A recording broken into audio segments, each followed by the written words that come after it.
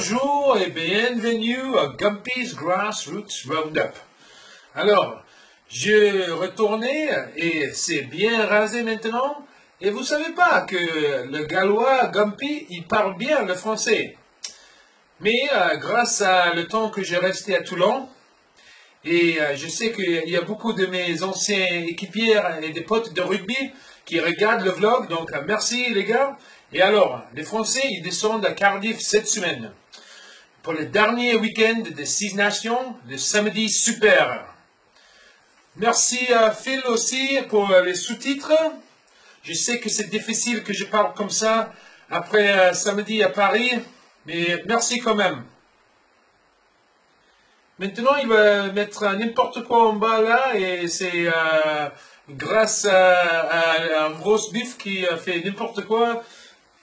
Phil. Bienvenue à Gumpy's Grassroots Roundup.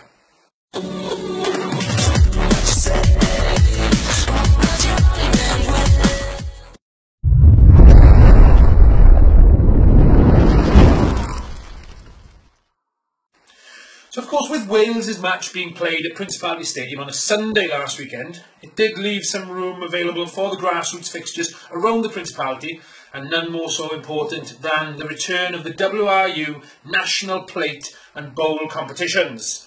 Now, first of all, from the Plate, Glamorgan Wanderers hosted Bryn Mawr and were turned over there in the quarter-final fixture by their visitors, 35 points to 19, so Bryn Mawr there take their place in the semi-finals.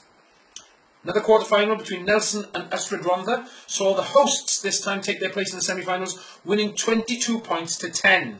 And then the clash of the Titans, which was between Nant Conwy, undefeated and top of 1 North, hosted Maesteg Quins, also undefeated and top of Division 1 West Central.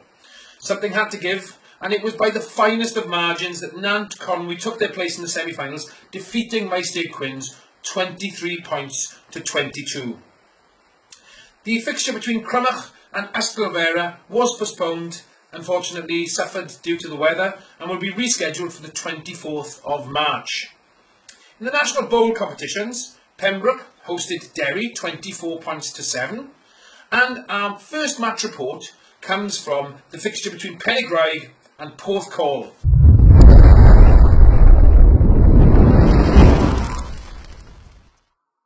So in very poor conditions, muddy conditions, which saw 2 of the fixtures from that quarter-final postponed, Pennygraig and Porthcawl took to the field and tried to play as enterprising game of rugby as they could. Now the Seaweeders took the lead with the first score of the game, a penalty converted in front of the posts by Josh White. And led from the front by their skipper Richard Hinder, Porth really took the game to their hosts. Now a yellow card to Porthcawl's lively Jordan Skidmore really put a hindrance on their progress. However, a 45-metre penalty went sailing over from the boot of White, and then the defining moment of the first half with a push-through try for flanker Ben Asprilla, duly converted with the extras from White again, going in at the break 13-0 up Porthcawl. The second half, though, saw Pennygraig come back at Porthcawl with some strong driving mauls. A penalty from Owain Davis and a well-worked forward try for lock Dan Lewis saw Graig back in the game at 13-10. Finally in the balance, Josh White secured the final crucial score with a further try for the Seaweeds. But Pennygraig had a penalty, and 15 minutes of time was added on by the referee. Really did see Porthcawl's defence tested to the limit. They weathered the storm, though, to seal the victory with the final score 13 points to 18 to Porthcawl, who progress now to the semi-finals, much to the delight of their coach Rhys James. Now, with 1 game away from the Principality Stadium, they'll really be edging closer. 80 minutes left, boys, and you could be having a day out at the Principality Stadium. The draw for the semi-finals then, the Bowl semi-finals, which will be played on the 31st of March. Porthcawl will host either Monmouth or Abercwmboi, and Pembroke in the other semi-final will host the rearranged fixture between Cardiff Uni and Nant Garedig. In the semi-finals of the Plate, Bryn Mawr will host Nelson on that weekend of the 31st, And Nant Conwy will host the winners of Crymych against Ysglyfera. All the best, boys, and stuff of dreams now to make it there for the final and finals day at the Principality Stadium. Good luck.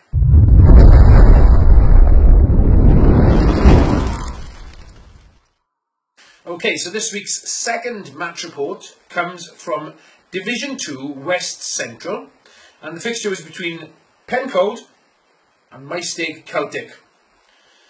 Maesteg Celtic, top of the league and aiming for promotion this season, scored a penalty to make the first score of the game by Christian Jenkins. Celtic's first try came from their lively scrum half, Leon Evans.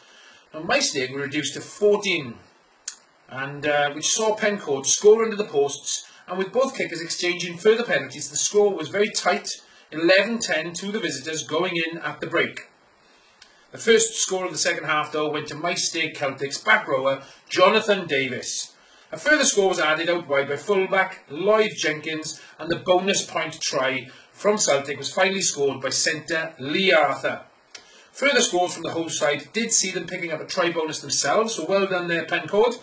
But the full 5 league points went to Celtic, winning 36 points to 25. Top of the league now and really pushing for promotion. 1 point ahead of Brydaman. It's going to be a tight finish, but all the best, lads, for the rest of the season.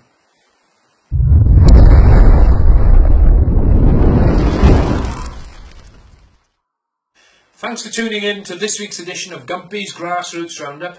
And of course, with it being the last weekend of the Six Nations, Super Saturday, what a great spectacle of rugby we can expect on Saturday. Which, of course, there's only second place up to grabs now for the Welsh boys and the French boys coming to town, even the English boys and potentially even the Scottish lads.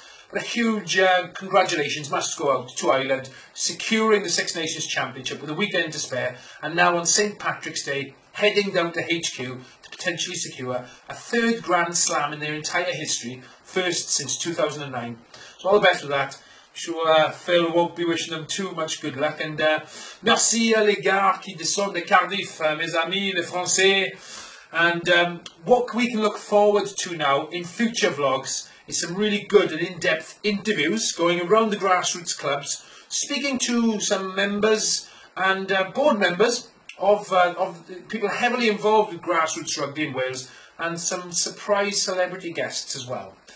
And of course we've got a very, very exciting competition lined up for you guys, so please keep an eye out for that one. Tune in next week for Gumpy's Grassroots Roundup.